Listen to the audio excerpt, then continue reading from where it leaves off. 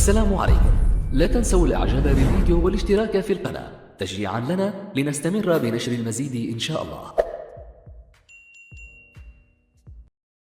حملة إلكترونية منظمة يقودها خبراء جزائريون متخصصون على نظام الأمن المعلوماتي المغربي تمكنوا من خلالها بفتح كبار المسؤولين داخل نظام المخزن، والذين استخدموا بناتهم لتنفيذ مخططات صهيونية خارج البلاد.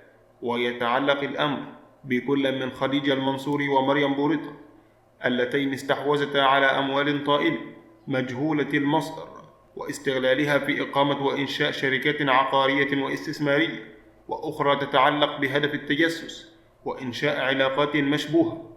لكن بخبرة وذكاء استطاعت مجموعة القراصنة الجزائريين من مواجهة التهديدات بالتنفيذ، والتي تعتمد على قاعدة جديدة من البيانات الحساسة للنظام المغربي المتسربة مؤخرا بشأن مدير الاستخبارات الخارجية ياسين منصوري ووزير الشؤون الخارجية ناصر بوريطة، وتكشف الوثائق التي تم فتحها عن عملية نهب منظمة لملكيات استراتيجية في المغرب من قبل كبار المسؤولين مثل ياسين منصوري وناصر بوريطة وغيرهم، بالإضافة إلى اتباع أساليب مماثلة لعائلاتهم مستغلين الفشل في النظام.